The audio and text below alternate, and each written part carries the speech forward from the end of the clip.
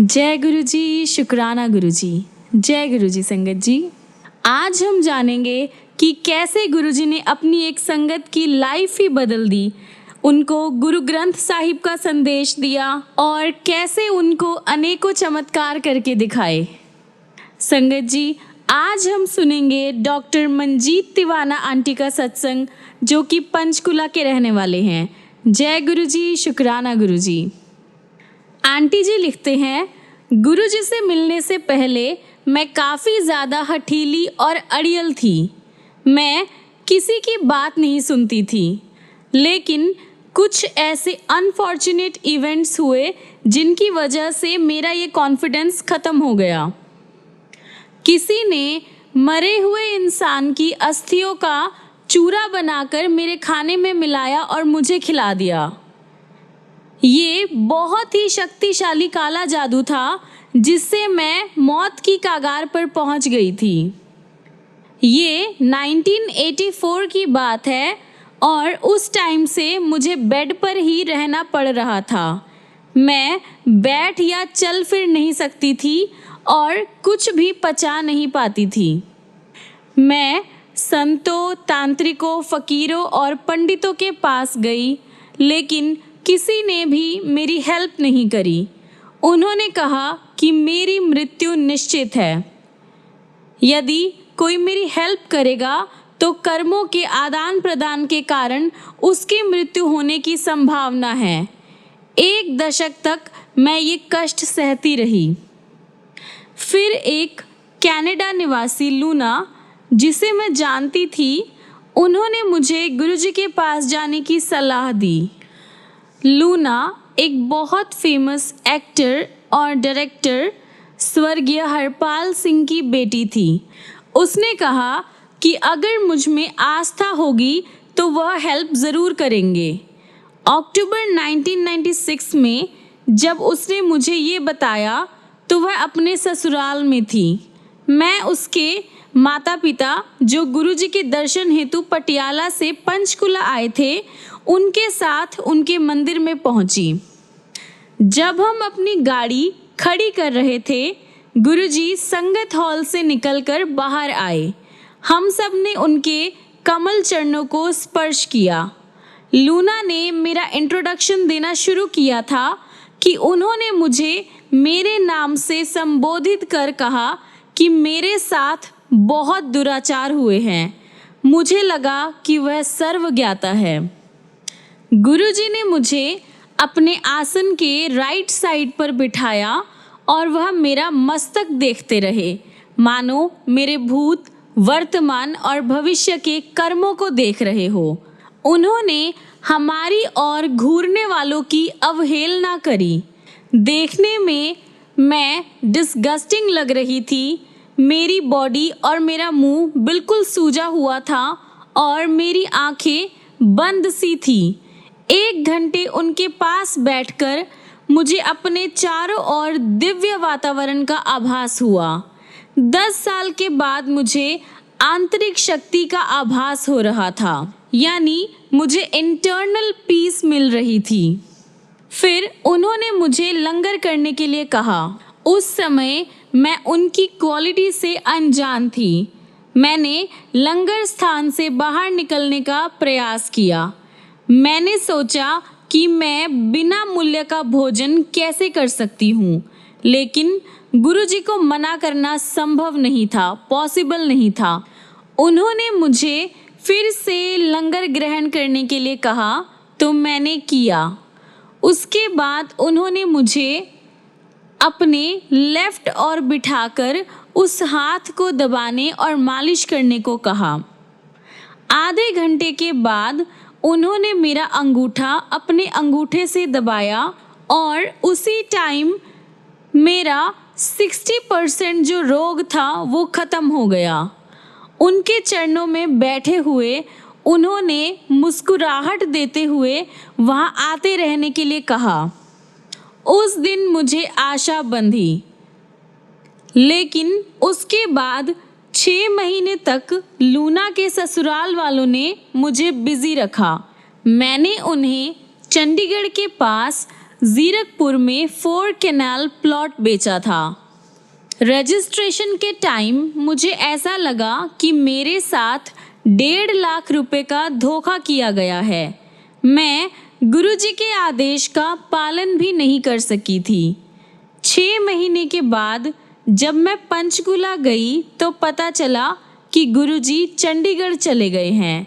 मैं उसी टाइम उनके पास गई। जैसे ही उन्होंने मुझे देखा, उन्होंने दूर से ही कहा कि मेरे साथ 1.5 लाख रुपए का छल हुआ है। उनकी सर्वज्ञाता शक्ति फिर से मेरे सामने थी।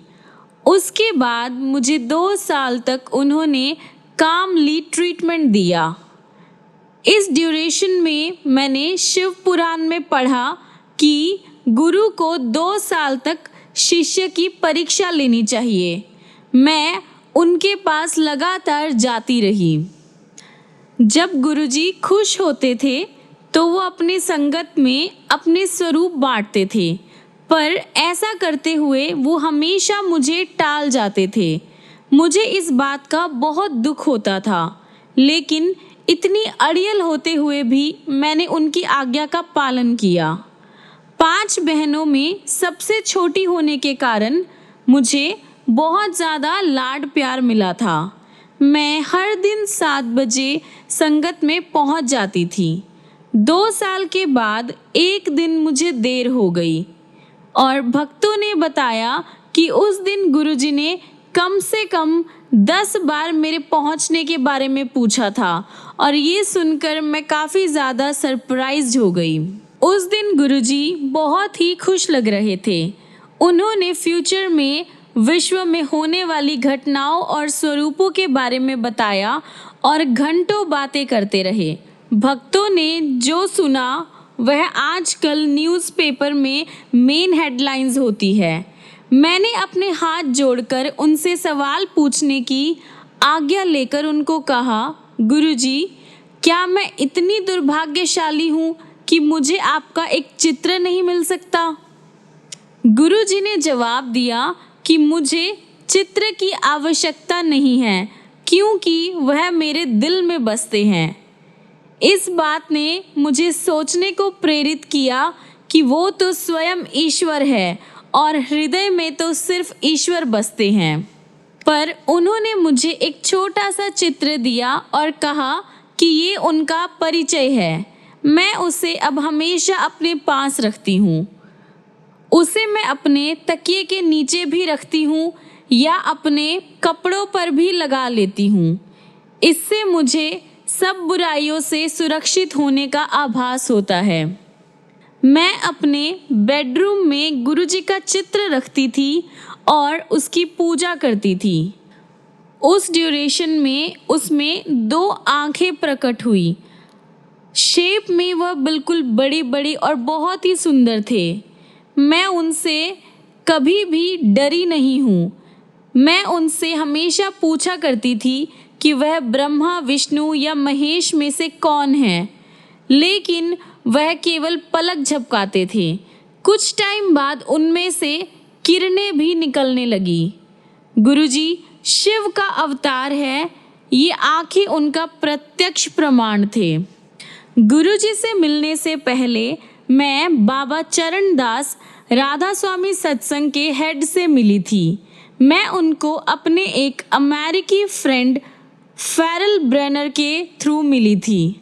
ब्रेनर यहाँ पर पैरासाइकोलॉजी में रिसर्च करने इंडिया आए थे। वह मुझे बाबा चरणदास से मिलने को कह रहे थे। मैंने उन्हें पहले होशियारपुर में एक भृगु संहिता से प्रश्न करने के लिए जिद की। ये उनको जानने की मेरी एक विधि थी। उस दिन जो न्यूज़पेपर आया था उसमें लिखा था कि वो हम दोनों के लिए भाग्यशाली दिन था और संहिता के अनुसार ये मैं पहले देख चुकी थी। पहले मैं एक देवी थी जिसका इस पृथ्वी पर जन्म लेने का मूल कारण मोक्ष प्राप्ति था। इस विश्वास के साथ कि मुझे मूर्ख नहीं बनाया जा रहा है, मैं बाबा चरणदास से मिली। वह लोगों को दीक्षा देते थे। उस टाइम मेरी माँ वॉर्मवुड डिजीज से परेशान थी। मैंने उनको कहा कि अगर वो मुझे दीक्षा देना चाहते हैं तो उन्हें मेरी माँ को ठीक करना पड़ेगा। वह मान गए और मैंने उनकी दीक्षा ग्रहण करी। लेकिन मेरी माँ बहुत जल्द चल बसी और इस बात से मैं बहुत चकित थी। बचपन से मैं बहुत ही विजनरी रही हूँ और आने वाली घटनाओं को अक्सर ड्रीम में देख लेती हूँ।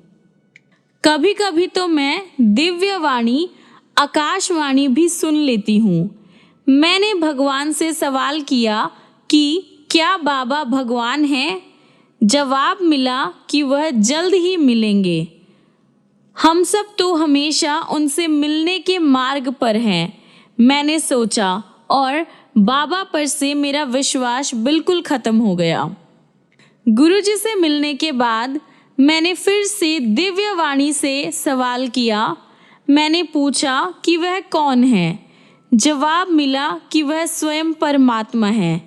इस आकाशवाणी के बाद बिना किसी डाउट के मैंने उनको पूजना शुरू कर दिया। गुरुजी मुझे चमत्कार दिखाते रहे। उनके छोटे चित्र के साथ मैं समाधि करने लगती थी। चित्र की आंखें पलक झपकाने लगती थी और मस्तक में से किरणें निकलने लगती थी। मैं अपने बाहरी ओर को मुड़ी और मैंने ईश्वर से प्रार्थना करते हुए पूछा कि मेरे जीवन का एम क्या है। प्रार्थना करने के बाद जब मैं संगत में पहुंची तो गुरुजी अपने आसन पर बैठे हुए थे। उनके चरणों में से एक ज्योति फूटी। उनके चरण में रखे हुए हरे कारपेट के चारों ओर गई और फिर मुझे छूने के बाद उनके चरणों में वापस चली गई। मुझे फील हुआ कि मुझे अपने सवाल का जवाब मिल गया है। वह मेरी तलाश के आदि, मध्य और अंत है। हमारा अस्तित्व उनसे शुरू होकर उन्हीं में जाकर मर्ज हो जाता है। कलयुग में ईश्वर अच्छी आत्माओं का उद्धार करने मानव रूप में प्रकट होते हैं और वह आ गए हैं। अब मुझे फील होता है कि मैं भगवान में अपनी आस्था खो चुकी थी। इसकी पुनर्स्थापना और अपने जीवन के लक्ष्य को पाने के लिए मुझे गुरुजी के पास पहुंचाया गया था। सतगुरु ने मुझ पर अपनी ब्लेसिंग्स करी। मौत के द्वार से वो मुझे वापस लाए और अपने मार्ग से भटकने के बाद गुरुजी ने मेरा मार्गदर्शन किया है। मोक्ष केवल मनुष्य रूप में पृथ्वी पर ही मिलता है। स्वर्ग में मनुष्य अपने सुकर्मों का फल भोगता है और मोक्ष केवल गुरु के आशीर्वाद से ही पॉसिबल है। संस्कृत में एक कहावत है, मोक्ष मूलम गुरु कृपा, जिसका अर्थ है कि गुरु कृपा के बिना मोक्ष संभव नहीं है। जप साहिब में भी गुरु नानक कहते हैं, जासो चंद उगे सूरज चढ़े हजार, ऐते चरण हुंदे गुरु बिन घोर अंधियार। अर्थात सौ चंद्रमा और सहस्र सूर्यों का प्रकाश होते हुए भी गुरु कृपा बिना गुप्त अंधेरा रहता है। मुझे अनेक जपों का ज्ञान हुआ है।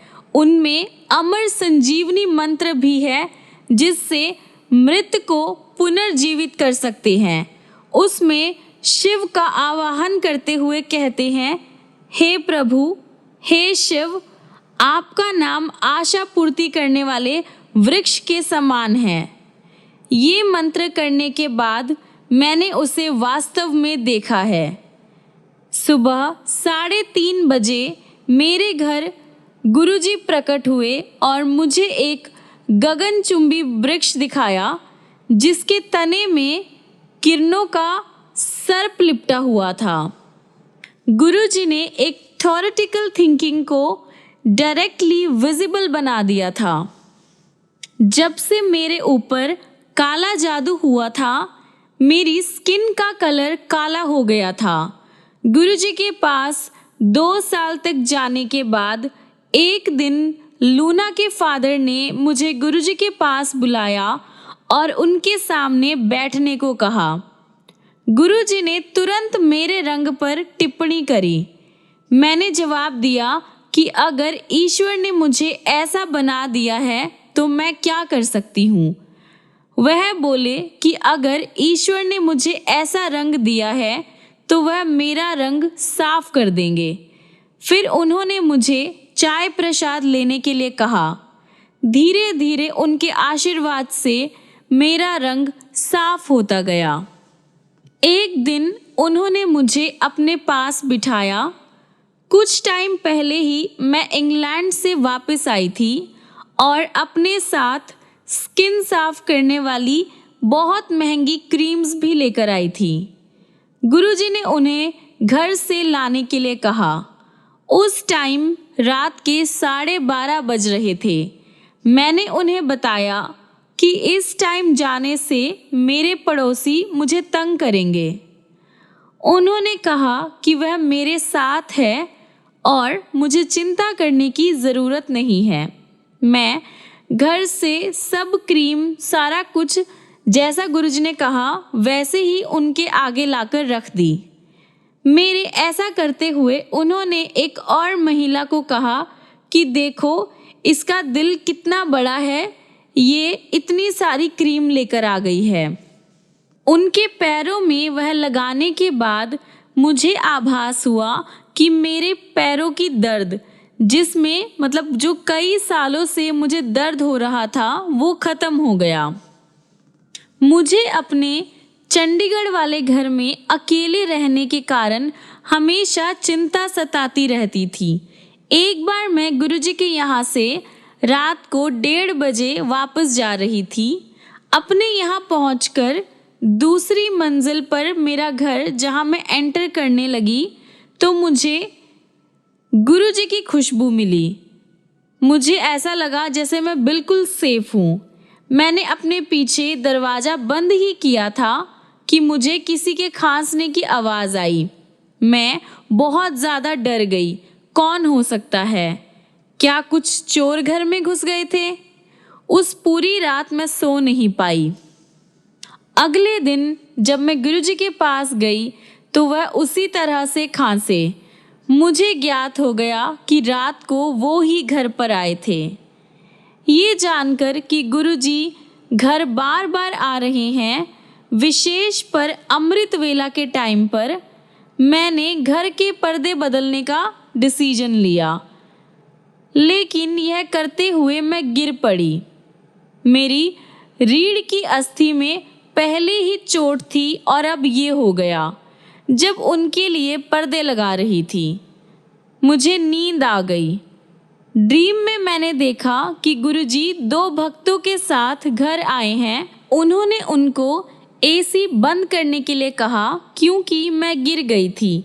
जब मैं जागी तो मेरे एसी के साथ पंखे भी बंद थे। गुरुजी अपने भक्तों का इतना ध्यान रखते हैं। जब वह ध्यान रखते हैं तो वो वास्तव में ध्यान रखते हैं। एक और दिन जब मैं संगत से वापस आ रही थी तो अचानक एक गाय मेरी कार के सामने आ गई। मैं केवल गुरुजी चिल्लाई और बच गई।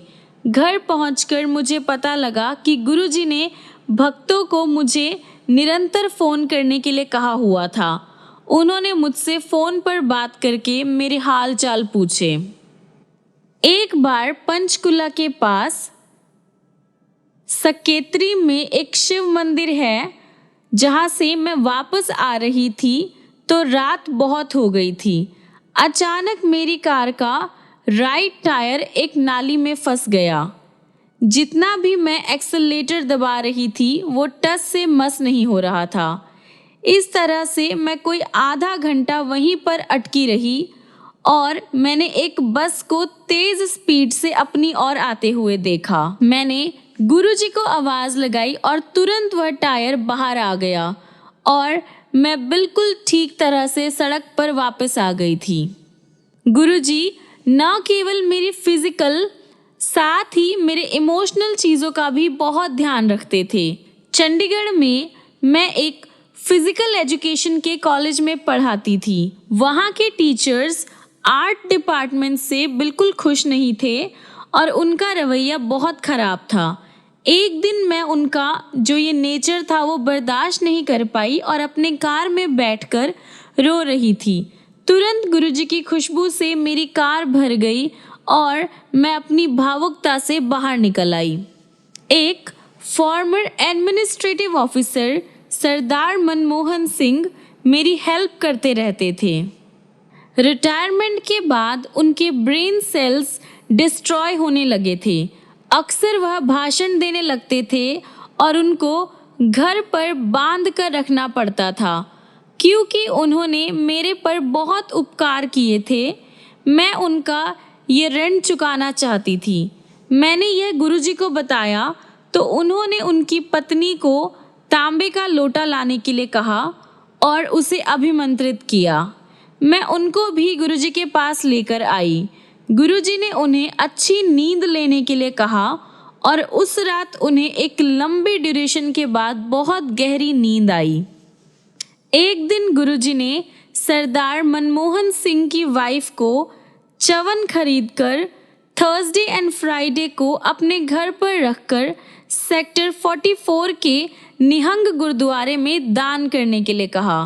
ये करने के बाद उन्हें गुरु ग्रंथ साहिब का उस दिन का संदेश पूछना था। ये उन्होंने तो नहीं किया लेकिन मैंने किया। किशोर ने पवित्र ग्रंथ से शब्द निकालकर मुझे दिया। उसके अनुसार ईश्वर पहले भी पूर्ण थे और अब भी हैं और हमेशा रहेंगे।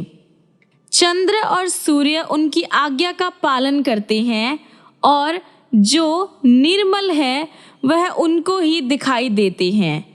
मैं वह संदेश लिखकर संगत में ले आई, परंतु मैं उसे गुरुजी को दिखाने का साहस नहीं कर सकी क्योंकि मुझे ये करने के लिए नहीं कहा गया था।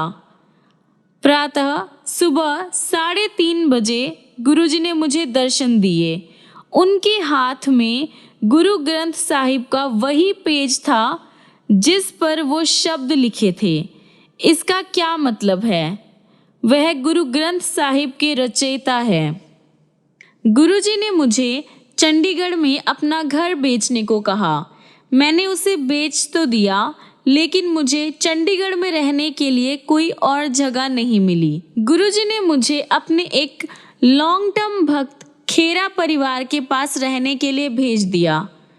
श्री खेड़ा विद्यालय में गुरुजी के अध्यापक रह चुके थे और उन्होंने उन्हें रक्त के कैंसर से मुक्त किया था, यानी ब्लड कैंसर से ठीक किया था। गुरुजी ने उन्हें संतान का आशीष भी दिया था। खेड़ा परिवार ने अपने घर में मुझे एक कमरा दे दिया। मैं इतनी बीमार थी कि ट्रैवल नहीं कर सकती थी और गुरुजी दिल्ली चले गए थे। गुरुजी द्वारा मेरे लिए भेजा हुआ प्रसाद मैं लिया करती थी। वह मेरे लिए मेडिसिन थी और उससे काले जादू के दुष्प्रभाव भी खत्म हो रहे थे। उस प्रसाद में इतनी शक्ति थी कि मैं उसे खाने के बाद खून की उल्टी कर देती थी। मैंने देखा कि उल्टी में विष भी निकलता था। मुझे खिलाई गई अस्थियों की राख। लेकिन गुरुजी से दूर रहना आसान नहीं था। जब भी खेड़ा परिवार दिल्ली जाते थे मैं गुरुजी के चित्र के सामने रो पड़ती थी। एक बार रोते हुए मैंने कहा, जब कलियां मांगी कांटों का हार मिला। जब खेड़ा परिवार अगले दिन वापस आए तो उन्होंने गुरुजी द्वारा भेजी हुई फूलों की माला मुझे दी। गुरुजी भक्त के मन को टटोलते रहते हैं, वह हमारे प्रेम को जानते हैं। कुछ समय के बाद मैंने एकांत प्राप्ति के लिए गवर्नमेंट कॉलेज के हॉस्टल में रहने का डिसाइड किया।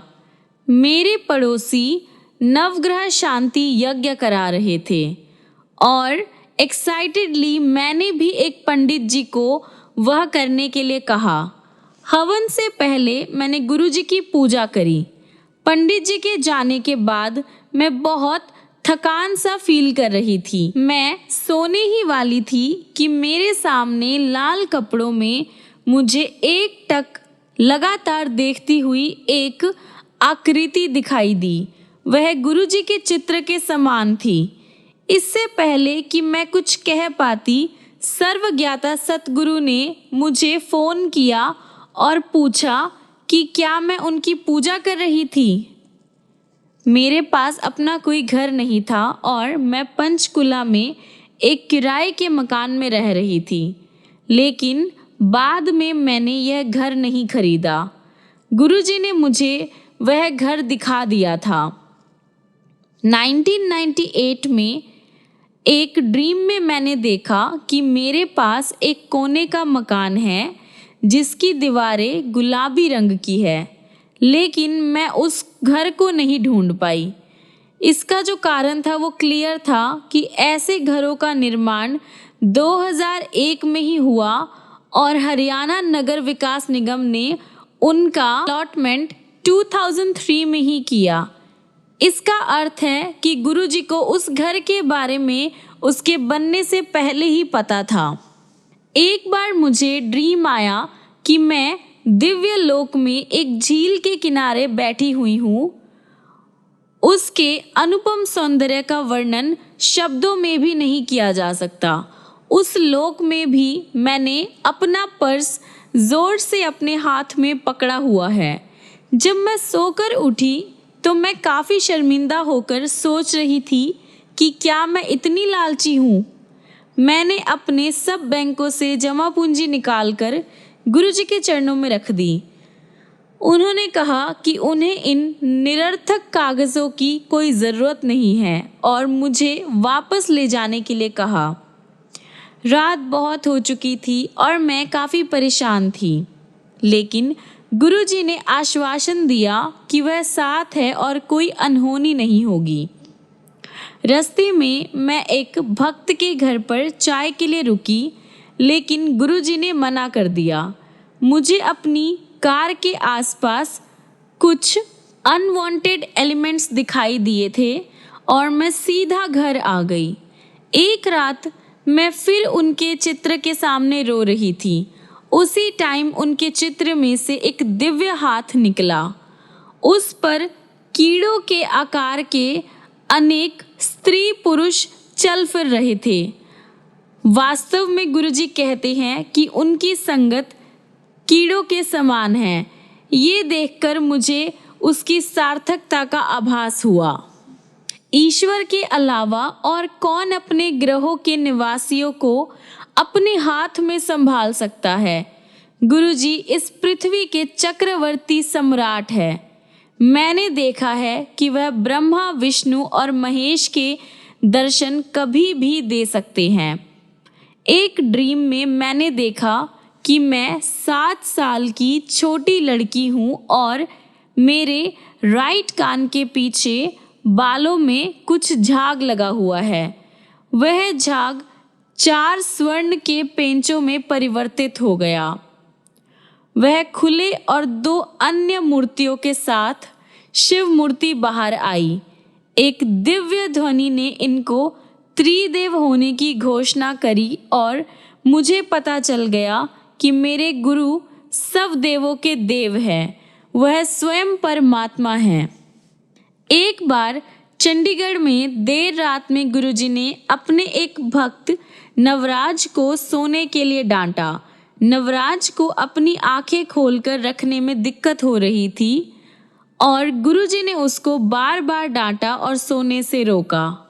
घर पहुंचकर मैंने ड्रीम में देखा कि गुरुजी आसन पर बैठे हुए थे और संगत के स्वर्गवासी सदस्य, मेरी माँ भी उनमें थी, उनके सामने बैठी हुई थी। यह गुरुजी की परलोक में संगत थी। मैंने नवराज को संगत के लिए दूध की बाल्टी पकड़े हुए देखा। मैंने इसका ये कंक्लूजन निकाला कि अगर नवराज उस रात को सो जाता तो उसकी मौत निश्चित थी। सतगुरु के डांटने में अर्थ छिपा हुआ होता है। अपने को समर्थ पाकर मैं एक बार शिवरात्रि के अवसर पर दिल्ली आई तो उन्होंने मुझे डांटा।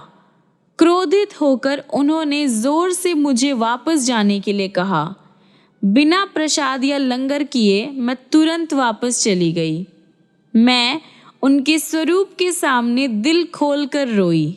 मैंने कहा कि मैं अपने बच्चों के साथ भी इस तरह का व्यवहार नहीं करती हूँ, पर गुरुजी मेरे अंदर छिपी हुई बैड हैबिट, मेरे स्वाभिमान को मिटा रहे थे। मैं एक पोएटिस हूँ और एक बार मैंने उन पर 20 छंद लिखे। जब मैंने यह कागज़ उनको दिया तो उन्होंने वह अपनी जेब में रख लिया और बोले कि मैं उन पर और लिखूंगी। उसके बाद ही मैं बिना किसी प्रैक्टिस के धारा प्रवाह 100 छंद और लिख पाई। फिर मैंने एक उपन्यास जब प्रेम कियो लिखा और उनको समर्पित किया। ये टाइटल गुरबानी की एक पंक्ति जब प्रेम कियो जे पर्ब पायो से लिया गया था। जल्द ही ये पुस्तक गुरु कृपा से पंजाबी भाषा के एक फिल्म पाठ्यक्रम में लगा दी गई। संगत जी, ये थे कुछ चमत्कार जो गुरुजी ने मेरे साथ किए, जो मैंने देखे। चमत्कार तो बहुत है, पर अब मैं अपना सत्संग यहीं पर विराम करती हूँ। जय गुरु जी, शुक्राना गुरु जी। जय गुरु जी। संगत जी, हम अपने आज के सत्संग को यहीं पर विराम करते हैं और ख़त्म करने से पहले आइए गुरु जी महाराज का मंत्र जाप करते हैं। ओम नमः शिवाय, शिव जी सदा सहाय। ओम नमः शिवाय, गुरु जी सदा सहाय। ओम नमः शिवाय, शिव जी सदा सहाय। ओम नमः शिवाय, गुरु जी सदा सहाय। ओम नमः शिवाय, शिव जी सदा सहाय। ओम नमः शिवाय, गुरु जी सदा सहाय। जय गुरु जी, शुक्राना गुरु जी। संगत जी, मिलते हैं अगली वीडियो में ऐसे बहुत सारे प्यारे प्यारे चमत्कार, गुरु जी की प्यारी प्यारी ब्लेसिंग्स लेकर। तब तक के लिए गुरु जी आपकी लाइफ को ब्लेस करते रहें, बहुत सारा प्यार दे, ढेर सारी खुशियाँ दे आपको और बहुत सारी ब्लेसिंग्स दे। जय गुरु जी, शुक्राना गुरु जी। जय गुरु जी संगत जी।